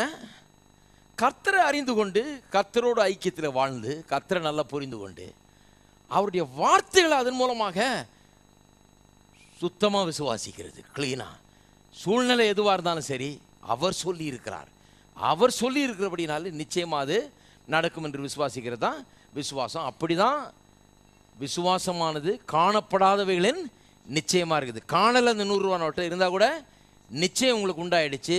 ஏன் நிச்சயம் உண்டாச்சு? இவர் நல்லவர், இவர் சொல்கிறாரு இருக்குதுன்னு நிச்சயமாக இருக்கணும். அதே மாதிரி தான் கர்த்தர் என்னை காட்டிலும் 1000 மடங்கு நல்லவர். அவர் சொல்கிறாரு உண்டென்று, ஆகவே அது உண்டென்று நான் விசுவாசிக்கிறேன். காணப்படவில்லை என்றாலும், நான் கண்ணால் பார்க்கலனாலும், இன்னும் அதை பெற்று அனுபவிக்கவில்லை என்றாலும், அவர் சொல்கிறதுனால நான் அதை விசுவாசிக்கிறேன். He said it, therefore I believe it. அவர் சொல்லுகிறார், ஆகவே நான் அதை நம்புகிறேன். இருக்கீங்களா? அப்போ சொல்கிறத என்னன்னு அறிந்து கொள்வது ரொம்ப அவசியமாக இருக்குது. விசுவாசத்துக்கு இதுதான் கீ. விசுவாசம் உண்டாக வேண்டும் என்று சொன்னால் எப்படி உண்டாகுது? வேத வசனம் இல்லாமல் விசுவாசம் உண்டாகவே முடியாது. ஹலோ, ஏன்னா விசுவாசம் எப்படி உண்டாகுது? அவர் என்ன சொன்னார்னு தெரிஞ்சால் தானே விசுவாசம் உண்டாகும். இல்லைன்னா விசுவாசம் உண்டாக முடியாது. இங்கே தான் நிறைய பேருக்கு பிரச்சனை. நிறைய பேர் எப்படி இருக்கிறாங்க பார்த்தீங்கன்னா, நிறைய கிறிஸ்தவருடைய நிலை எப்படி இருக்குதுன்னா, அவங்க ஏதோ கோயிலுக்கு போவாங்க, அப்படியே ஹாயாக உட்காந்து அப்படியே கொஞ்ச நேரம் கேட்டுட்டு அப்படியே போவாங்க. அப்புறம் அடுத்த மீட்டிங் போவாங்க. எங்கேயாவது மீட்டிங் நடக்குதா, எங்கேயாவது கோயில் என்ன தேவைன்னு சும்மா கொஞ்ச நேரம் போய் உட்காந்துட்டு அப்படியே போவாங்க. ஆனால் ஒரு சீரியஸாக இது என்ன சொல்லியிருக்கிறார் கர்த்தர்? வேத வசனம் என்ன சொல்லுது? அவரோட வாக்கு தத்துவம் என்ன? அதை பார்ப்போம். அவர் சொல்கிறாரு இந்த வாக்கு தத்துவத்தை பற்றி, இந்த வாக்கு தத்துவம் என்ன? அதை பார்ப்போம், அதை கொஞ்சம் ஆராய்வோம். இது உண்மையாக கர்த்தர் சொல்லியிருக்கிறாரா? கர்த்தர் பொய் உரையாத தேவனா? அப்போ அவர் சொல்லியிருக்கிறாருன்னா நான் மற்ற எதையும் பார்க்க போகிறதில்ல, அவர் சொன்னது தான் நான் பார்க்க போகிறேன். இதை பயிற்சி செய்து பார்க்க போகிறேன். அவர் சொன்னதையே நான் பேச போகிறேன். அவர் சொன்னது தான் உண்மை என்று நம்ப போகிறேன். என்னுடைய சூழ்நிலையை கூட உண்மைன்னு நம்புறதில்லை, அவர் சொன்னதை நான் உண்மை என்று நம்ப போகிறேன். இதை வாழ்க்கையில் பயிற்சி வைக்க போகிறேன், இதையே நோக்கி கொண்டிருக்க போகிறேன் அப்படிங்கிற ஒரு தீர்மானத்துக்கு வந்தால்தான் அது பயன் தர ஆரம்பிக்கிறது. இருக்கீங்களா? ஒருத்தர் சொல்ல நான் எல்லா மீட்டிங் போயிடுவேன். எல்லா மீட்டிங் போய் என்னாச்சு? அதனால ஏதாவது ஆகணும்னு சொல்லியிருக்காங்களா? யாராவது? கிடையாது. பைபிள் ஏதாவது சொல்லியிருக்காங்க அந்த மாதிரி எல்லா மீட்டிங் போனால் ஏதாவது நடக்கும்னு? கிடையவே கிடையாது. வசனத்தை கவனிக்க வேண்டும். அதான் சொல்லியிருக்குது, என் மகனே என் வார்த்தைகளை கவனி. அது யாரும் அது அது அது விளங்கிக்கிறது இல்லை. பாருங்கள், கவனி. கோயிலுக்கு போகிறோமே கவனிக்கிறோமா அந்த வார்த்தைகளை? செவியை சாய். இதெல்லாம் ரொம்ப முக்கியம் பாருங்கள். ஏன்னா விசுவாசம் வரணும்னா இது நடக்கணும். இது நடக்கலன்னா விசுவாசம் வருது. ஏதோ உள்ளே போயிட்டு வெளியே வந்ததுனால விசுவாசம். சிலர் நினைக்கிறாங்க சிலர் இங்கே வந்து கால் எடுத்து வச்சாலே இதாக நடக்கும். சிலருக்கு அந்த இதெல்லாம் இருக்குது பாருங்கள். சிலர் நினைக்கிறாங்க அவர் வந்து பாஸ்டர் வந்து வீட்டில் கால் எடுத்து வச்சாலே எல்லாம் சரியாக போயிடும். இது இந்த மாதிரிலாம் நம்புற ஆளுங்கள்லாம் இருக்கிறாங்க. பாஸ்டர் தூக்கி அப்படியே தலை மேலே வச்சுட்டு அவர் கால் வச்சாலே எல்லாம் சரியாக போயிடும். நீங்கள் ஒரு தடவை கால் வச்சுட்டா போதும். சரி, நான் கால் வைக்கிறது இருக்கட்டும், நீங்கள் முதல்ல காலை கொண்டாந்து இங்கே வச்சு உள்ளே வந்து ஃபுல் மைண்டையும் யூஸ் பண்ணி நல்லா கவனித்து, முழு இருதயத்தோடு கர்த்தருடைய வார்த்தையை கவனித்து, அதை கவனம் செலுத்தி செவியை சாய்த்து அது சொல்லுகிறபடி செய்து இது பண்ணிங்கன்னா தான் நடக்குமே ஒழிய, ஏதோ நான் வந்து கால் வச்சு நானா ரட்சகர், நானா சிலுவையில் அறையப்பட்டு, நானா ரத்தம் சிந்தினேன், நானா உயிரோடு எழுந்தேன், நானா மரித்தேன், ஒன்றும் கிடையாது. ஞாயிற்றுக்கிழமையெல்லாம் தட்டையை மாட்டு வந்து பிரசங்கம் பண்ணுகிறேன். மீதி நாளெலாம் என்ன பிரசங்கம் பண்ணுன்னு உட்காந்து வேலை செய்து கொண்டிருக்கிறேன். என்னுடைய பிரயாசமெல்லாம் சிலுவையில் தொங்குறதில்லை, பாடுபடுறதில்லை. என்னுடைய பிரயாசமெல்லாம் என்ன எப்படி ஜனங்களுக்கு கர்த்தர் செய்திருக்கிற இந்த நன்மைகளை, கர்த்தர் சொல்லியிருக்கிற காரியங்களை, மீட்பின் மூலமாய் நமக்கு உண்டாயிருக்கிற ஆசீர்வாதங்களை எப்படி எடுத்து சொல்வது, சிறந்த முறையில் எப்படி சொல்லுவது, அவங்களுக்கு விளங்குற மாதிரி எப்படி சொல்லுகிறது, அவங்களுக்கு பிரயோஜனமான விதத்தில் எப்படி சொல்லுவதுன்னு திங்கக்கிழமை சனிக்கிழமை வரைக்கும் யோசித்து ஞாயிற்றுக்கிழமை வந்து இங்கே பிரசங்கம் பண்ணிட்டு இருக்கிறேன். ஹலோ, சில நினைக்கிறாங்க பாஸ்டர்னா சிலுவையில் தொங்குற மாதிரி ஏதாவது பாடுபடணும். ஒருத்தர் சொல்கிறார், நீங்கள் என்னையா ஏசி ஹாலில் பிரசங்கம் பண்ணுறீங்க, உங்களுக்கு என்ன தெரியும்? ஏசி இல்லாமல் ஃபேனே இல்லாமல் பிரசங்கம் பண்ணியிருக்கிறேன். தொப்பை கட்டையாக நனைஞ்சு இங்கேருந்து வெளியே போனோன்னு சட்டை கழட்டி புழிஞ்சா ஒரு பக்கெட் தண்ணி வரும், அந்த மாதிரியும் பிரசங்கம் பண்ணியிருக்கிறேன். ஆனால் பாடுபடுறதையே என் குறிக்கோளாக வச்சுக்கிட்டு இல்லை நான். அது ஒன்று, ஏன் நான் பாடுபடுறதுனால யாராவது ஒரு ஆள் ரட்சிக்கப்படுறதுனா கூட நான் வாழ்நாள் முழுக்க பாடுபட தயார். என்னுடைய பாடுனால ஒரு நாளும் ரட்சிக்கப்பட போகிறதில்லை. இயேசு பாடுபட்டார், அந்த பாடுகள் தான் முக்கியம், அந்த பாடுகள் தான் முக்கியம். அந்த பாடுகளை நான் பிரசங்கிக்கிறேன், அவ்வளோதான். அவர் பாடுபட்டார், அதை விசுவாசி, அதை விசுவாசித்து உனக்கு அவர் சம்பாதித்த அந்த நன்மைகளை விசுவாசித்து எடுத்துக்கொள்ளுன்னு சொல்கிறார், அவ்வளோதான். அப்போ என்னால் நடக்க வேண்டியது என்ன இருக்குது? நான் என்ன செய்யணுமோ அதை செய்து கொண்டிருக்கிறேன், நான் பிரசங்கித்து கொண்டிருக்கிறேன், கடவுளுடைய வார்த்தையை சொல்லிக் கொடுறேன். ஏன் சொல்லிட்டு இருக்கிறேன்? விசுவாசம் கேள்வினால் வரும், கேள்வி தேவனுடைய வசனத்தினால் வரும். விசுவாசம் வரணும்னா வார்த்தை வரணும். வார்த்தையில் என்ன சொல்லியிருக்குன்னு தெரிஞ்சாதான் நான் விசுவாசிக்க முடியும். நான் 100 ரூபா நோட்டு இருக்குன்னு சொன்னதுனால தானே நீ 100 ரூபா நோட்டு இருக்குதுன்னு விசுவாசிக்கிறீங்க. ஒன்றுமே தெரிலன்னா 100 ரூபா நோட்டு இருக்குன்னு விசுவாசிப்பீங்களா? அப்போ சுகம் இருக்குதுன்னு சொல்ல வேணும், செழிப்பு இருக்குதுன்னு சொல்ல வேணும், ஆசீர்வாதம் இருக்குதுன்னு சொல்லணும், வெற்றி இருக்குதுன்னு சொல்கிறோம், செய்வதெல்லாம் வாய்க்கும்னு இருக்குதுன்னு சொல்கிறோம். இதையெல்லாம் வெளிப்படுத்தி சொல்லுவது தான் பிரசங்கியாருடைய வேலை. நான் சொல்லி கொண்டிருக்கிறேன், இருக்கீங்களா? இதெல்லாம் சொல்லி கொண்டிருக்கிறேன். என்ன இருக்குதுங்கிறத வெளிப்படுத்தி கொண்டிருக்கிறோம். அதை குறித்து அறிவு உண்டாகணும், ஏன்னா அதில் தான் விசுவாசம் இருக்கிறது. அப்போ அறிவு பெருக வேணும். எதில் அறிவு பெருக வேணும்? கர்த்தர் நமக்காக என்ன செய்திருக்கிறார், என்ன வைத்திருக்கிறார், மீட்பு என்ன செய்திருக்கிறது, நமக்காக என்னத்தை கொடுத்திருக்கிறதுங்கிற அறிவு பெருக வேண்டும். ஏன்னா விசுவாசம், அந்த அறிவு பெருகிறதுனாலே இந்த விசுவாசம் விருத்தி அடைய முடியும். அந்த அறிவு இல்லாமல் விசுவாசம் விருத்தி அடைய முடியாது. இருக்கிறீங்களா? சரி. அப்போ விசுவாசம் என்கிறது காணப்படாதவர்களின் நிச்சயமாக இருக்கிறது. நிச்சயம்னு சொன்னால் எவிடன்ஸ்னு வருது இங்கிலீஷில். எவிடன்ஸ்னு சொன்னால் ஒரு காரியம் உண்டுங்கிறதற்கு ஒரு நிரூபிக்கக்கூடிய ஒரு ஆதாரம், உண்டுன்னு நிரூபிக்கக்கூடிய ஒரு ஆதாரம். சுகம் உண்டு நிரூபிக்கிறதுக்கு ஆதாரம் என்ன இருக்குது? கர்த்தர் சொல்லியிருக்கார், நானே உன் பரிகாரியாகிய கர்த்தர். அதை நான் பூரணமாக விசுவாசிக்கும் போது அதை நிரூபிக்கக்கூடிய ஆதாரமாகி விட்டது. என் தேவைகளெல்லாம் தன்னுடைய மகிமையின் ஐஸ்வர்யத்தின்படி சந்திக்கிறார் என்று சொல்லியிருக்குது. அதுதான் ஆதாரம், அதுதான் எனக்கு ப்ரூஃப், அதுதான் என்னுடைய விசுவாசம். பார்க்கல நான் இதை இன்னும். ஒருவேளை கையில் காசு இல்லாமல் இருக்கலாம், கையில் குறைச்சலோடு இருக்கலாம், நான் என்னுடைய வாழ்க்கையில் குறைச்சலோடு இருக்கலாம். ஆனால் என்னுடைய விசுவாசம் எங்கே இருக்குது? அவர் என்னுடைய தேவையெல்லாம் சந்திக்கிறாருங்கிறதுல என்னுடைய கவனத்தை நான் செலுத்துகிறேன். ஏனென்றால் பார்க்குறதை நம்புறதில்லை, நான் எதை நம்பி கொண்டிருக்கிறேன்? கர்த்தருடைய வார்த்தை சொல்லுகிறதை நம்புகிறேன். இருக்கீங்களா? திருப்புங்கள் 2 கொரிந்தியர் 4ஆம் அதிகாரம். 2 கொரிந்தியர் 4:17. இங்கிலீஷ் பைபிளில் பார்த்துட்டு இருக்கீங்கன்னா 18. சிலர் தமிழ் சர்வீஸில் வந்து உட்காந்துட்டு இங்கிலீஷ் பைபிளில் பார்த்துட்டு இருப்பாங்க, அதனால் சொல்கிறேன். தமிழ் புரியும், ஆனால் தமிழ் வாசிக்க தெரியாது. பல பிரச்சனைகள் இப்போது நாட்டில். அதனால் 17ஆம் வசனம் தமிழில், இங்கிலீஷில் 18 நினைக்கிறேன். மேலும் காணப்படுகிறவளை அல்ல, காணப்படாதவளை நோக்கி இருக்கிற நமக்கு. பாருங்க எப்படி சொல்லியிருக்குதுன்னு. நமக்குன்னு சொன்னால் விசுவாசிகளை குறித்து பேசுகிறாரு, விசுவாசிகளுக்கு எழுதுகிறாரு, நமக்குன்றாரு. அப்போ நம்ம யார்? நம்ம எப்படிப்பட்ட ஜனம்? விசுவாசிங்கிறது உலகத்தாரை விட வித்தியாசமான ஜனம். எப்படிப்பட்ட ஜனம்? நாம் காணப்படுகிறவர்கள் அல்ல. எல்லாம் சொல்லுங்க, காணப்படுகிறவர்கள் அல்ல. காணப்படுகிறவளை அல்ல, காணப்படாதவளை நோக்கி இருக்கிற நமக்கு. என்ன அது? காணப்படுகிறவளை நோக்கக்கூடாதான், காணப்படாதவளை நோக்கி கொண்டிருக்கணுமா? அது என்னது? அது எப்படி அது? அதாவது என்ன சொல்ல வருகிறாருன்னு சொன்னா, காணப்படுகிறவளை அல்ல, காணப்படாதவளை நோக்கி இருக்கிற நமக்குன்னு சொன்னா, காணப்படுகிற என்னுடைய தேவைகளை நான் நோக்கி இல்லை, என்னுடைய தேவை அவருடைய ஐஸ்வர்யத்தின்படி சந்திக்கப்படும் என்று தேவனுடைய வார்த்தை சொல்லுகிறது இல்லையா? அதை நோக்கி இருக்கிற நமக்கு. அந்த அர்த்தத்தில் தான் சொல்லப்பட்டிருக்குது. அப்ப ஒரு விசுவாசி என்கிறவன் யார்? அவன் எனக்கு கஷ்டம், எனக்கு நஷ்டம், எனக்கு போச்சு, எனக்கு இல்லை, எனக்கு குறைவு, இதையே பேசிட்டு இருக்கிற ஆள் விசுவாசி. சரியான விசுவாசி இல்லை. ஒரு வேளை ரட்சிக்கப்பட்டிருக்கலாம், செத்தா பரலவும் போகலாம் ஒரு வேளை. ஆனால் அந்த பூலோகத்தில் இந்த ஆளால் ஒரு பிரயோஜனமும் இருக்காது, ஒரு வெற்றி வாழ்க்கை இருக்காது, ஒரு முன்னேற்றம் இருக்காது, வாழ்க்கையில் எந்த ஒரு இதுவும் இருக்காது. ஏன்னு சொன்னால் நெகட்டிவாகவே போயிட்டு இருக்குது. வசனத்தை விசுவாசிக்கிற ஒரு வாழ்க்கை கிடையாது. விசுவாசத்தால் நீதிமான் பிழைப்பான்றது என்னென்ன விளங்கவே இல்லை. ஏதோ ரட்சிக்கப்பட்டாச்சு, ஞானஸ்தானம் எடுத்தாச்சு, கோயிலுக்கு போயிட்டு வர்றாங்களே ஒழிய இந்த மாதிரி ஒரு வாழ்க்கை இன்னும் உண்டாகவில்லை. கஷ்டம் நஷ்டம் போச்சு, இல்லை அது வறுமை ஒன்றும் இல்லை, அவங்க இப்படி பண்ணிட்டாங்க, இவங்க இப்படி பண்ணிட்டாங்க, ஒரே கஷ்டம். இதே அழுகுதான் தினந்தோறும். பாட்டும் அழுகையான பாட்டாக எடுக்கிறது,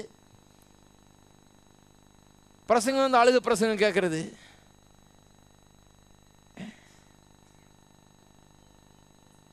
கேட்டுட்டு இதையே நம்பிக்கிட்டு இருக்கிறது, பார்க்கறதையே பார்த்துக்கிட்டு இருக்கிறது, அவங்க கஷ்டத்தையே பார்த்துட்டு இருக்கு, தினந்தோறும் அதை தரிசித்துக்கிட்டே இருக்கிறது. விசுவாசி அப்படிப்பட்டவன் இல்லை. விசுவாசி என்ன பண்ண? ஒருவேளை அவன் கஷ்டப்படலாம், ஆனால் காணப்படுகிற வேளை அல்ல, காணப்படுகிற அந்த கஷ்டத்தை அல்ல, காணப்படாத வேளை நோக்கி இருக்கிற நமக்கு.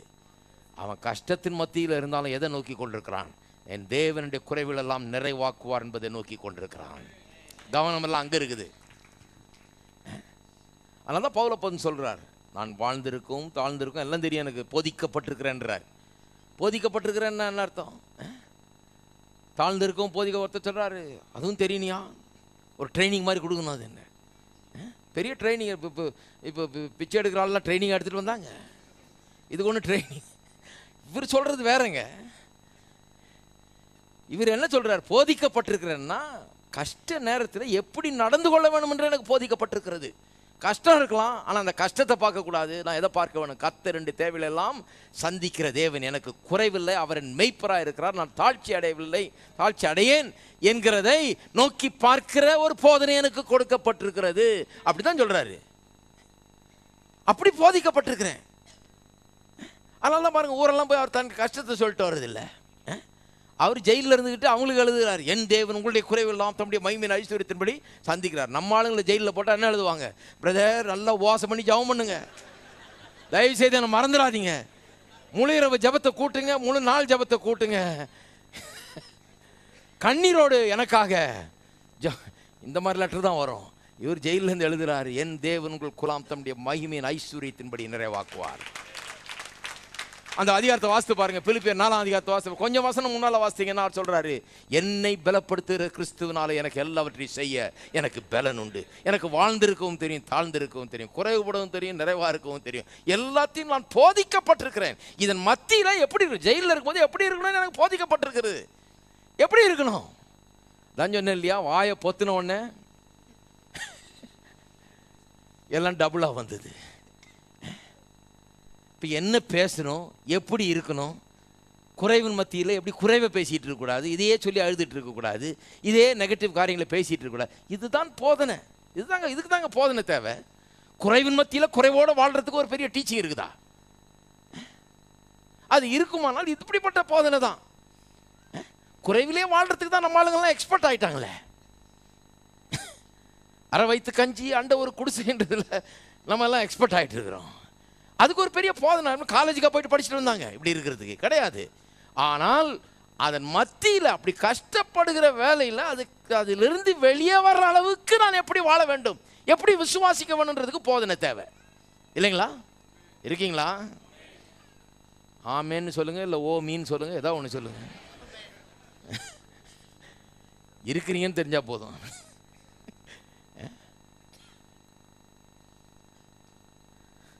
அப்போ பாருங்கள், காணப்படுகிற வேலை அல்ல, காணப்படுகிற நோயை அல்ல, காணப்படாத சுகத்தை.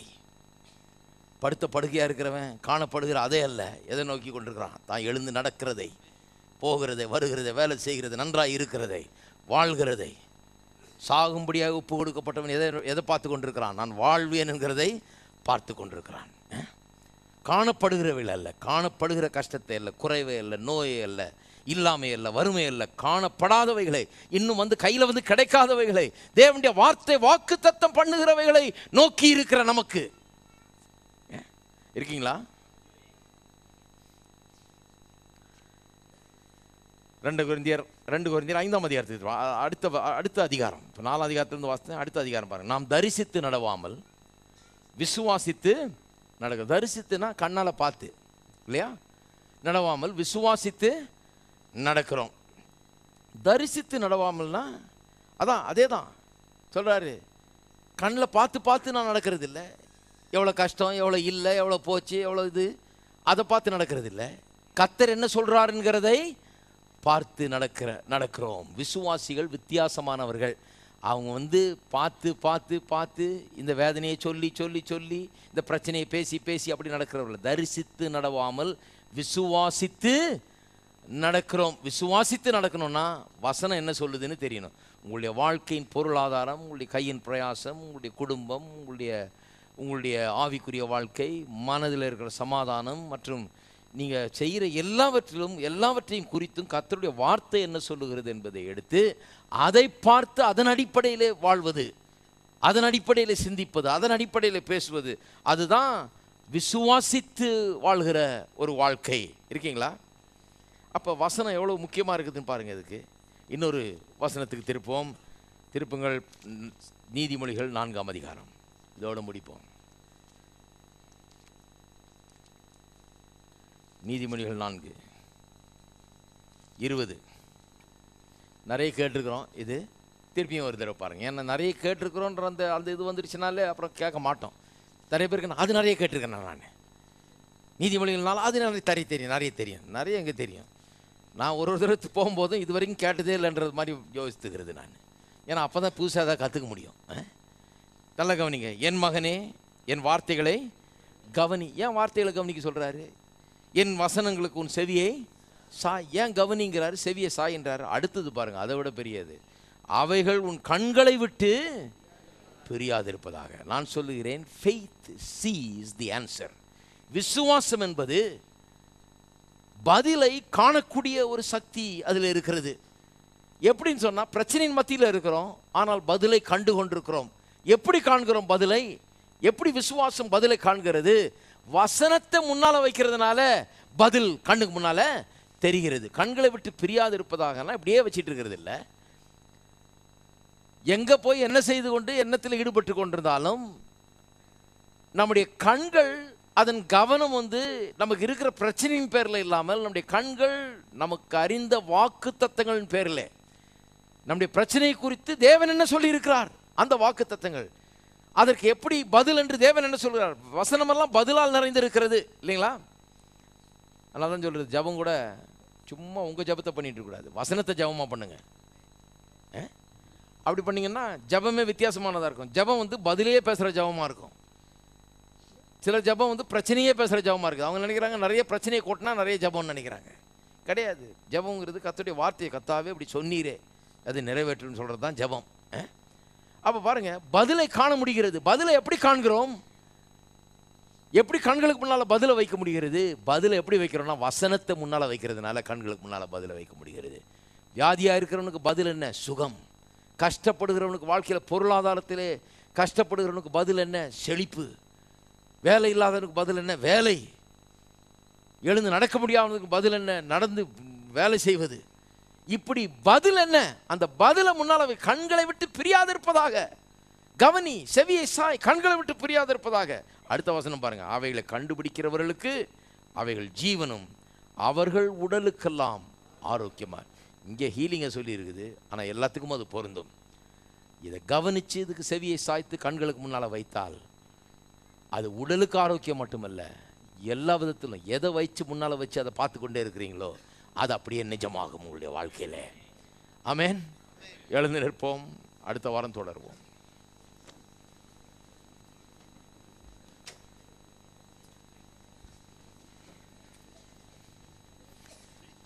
இப்போ விசுவாசமானது நம்பப்படுவர்களின் உறுதி, காணப்படாதவர்களின் நிச்சயம். உறுதி வரணும். எது மூலமாக வரும்? விசுவாசத்தின் மூலமாக வரும். விசுவாசம் எங்கேருந்து வருது? கர்த்தருடைய வார்த்தையிலிருந்து வருது. நிச்சயம் வரணும். எங்கேருந்து வரணும்? விசுவாசத்திலிருந்து வரணும். விசுவாசம் எங்கேருந்து வருது? வார்த்தையிலிருந்து. அந்த உறுதி இருக்குதா? நிச்சயம் இருக்குதா? நீங்கள் கனவு காண்கிற காரியங்கள், நம்பிக்கொண்டிருக்கிற காரியங்களை குறித்த உறுதி, நிச்சயம் இருக்கிறதா? காணப்படாத காரியங்களை குறித்த நிச்சயம் இருக்கிறதா? அதுதான் விசுவாசம். அதை வளர்த்து கொள்ளலாம். அந்த நிச்சயத்தை, உறுதியை நாளுக்கு நாள் வளர்க்க முடியும் என்பதை சொல்லிக் கொள்கிறேன். அதை வளர்க்குற வேலையில் ஈடுபட வேண்டும். நாம் எத்தனை பேர் ஈடுபட போகிறீங்க வளர்க்குற வேலையில்? உங்களுக்கு என்ன தேவையோ, எதை எதிர்பார்க்குறீங்களோ, எந்த அடைய விரும்புகிறீர்களோ அதற்குரிய உறுதியும் நிச்சயத்தையும் வளர்க்கிற வேலையிலே நீங்கள் ஈடுபடலாம். அதுதான் விசுவாசத்தை விருத்தி அடைய செய்வது. எல்லாரும் ஜெபிப்போம். கைகளை உயர்த்தி நாம் கர்த்தருக்கு நன்றி செலுத்துவோம். ஸ்தோத்திரம் இந்த வார்த்தைகளுக்காக. பிதாவே, உம்மை துதிக்கிறோம், உம்மை ஸ்தோத்தரிக்கிறோம். இந்த வார்த்தைகளுக்காக உங்களுக்கு நன்றி செலுத்துகிறோம். நீர் நல்லவர், பொய்யே உரைக்க முடியாத தேவன் நீர். உண்மை முத்தமானவர், சொன்னவைகளை அப்படியே நிறைவேற்றுகிற தேவன். ஸ்தோத்திரம். உடைய வார்த்தைகளை நாங்கள் நம்புகிறோம் கர்த்தாவே. என்னுடைய ஆவி, ஆத்மா, சரீரம், குடும்பம், பொருளாதாரம், கையின் பிரயாசம் எல்லாவற்றையும் குறித்து சொல்லப்பட்டிருக்கிற தேவனுடைய வார்த்தைகள் இன்றைக்கு நினைவு கூறுகிறோம். உடைய வார்த்தையின்படியே எங்களுக்கு ஆக கடவுது என்று சொல்லுகிறோம். உடைய வார்த்தை எங்கள் கண்களுக்கு முன்பாக வைக்கிறோம், அதை கவனிக்கிறோம், செவியை சாய்க்கிறோம் கர்த்தாவே. விசுவாசம் உள்ளத்திலே விருத்தி அடையட்டும். மலைகள் தவிடுபடி ஆகட்டும். இடையூறுகள், குறுக்கே நிற்கிற காரியங்கள் ஒன்றுமில்லாமற் போகட்டும். வியாதிகள், நோய்கள், பலவீனங்கள், இல்லாமை, வறுமை, கஷ்டங்கள், தோல்விகள் அகன்று போகட்டும் இயேசுவின் நாமத்தினாலே. வெற்றியும் ஜெயமும் சுகமும் சுபிட்சமும் இயேசுவின் நாமத்திலே உண்டாயிருக்கட்டும். விசுவாசம் மலைகளை கூட பெயர்க்கிறது என்று பார்த்தோமே. மலைகள் பெயர்க்கப்படட்டும், எரியப்படட்டும் சமுத்திரத்தின் நடுவிலே. ஒன்றுமில்லாமற் போகட்டும், காணாமற் போகட்டும். இன்றைக்கு நாங்கள் காணாத அந்த காரியங்கள், உடைய வார்த்தையில் வாக்கு பண்ணப்பட்டிருக்கிற காரியங்கள் நிஜமாகட்டும் இயேசுவின் நாமத்தினாலே. உடைய ஜனங்கள் உடைய வார்த்தையின்படி ஆசீர்வதிப்பீராக. சகல நன்மையினாலும் திருப்தியாக்குவீராக, நிரப்புவீராக. இயேசுவின் நாமத்திலே ஜெபிக்கிறோம். ஆமென். நம்முடைய கர்த்தராகிய இயேசு கிறிஸ்துவின் கிருபையும், பிதாவாகிய தேவனுடைய அன்பும், பரிசுத்த ஆவியானவருடைய ஐக்கியம் நம் அனைவரோடும் இன்றைக்கும் என்றைக்கும் இருப்பதாக. ஆமென்.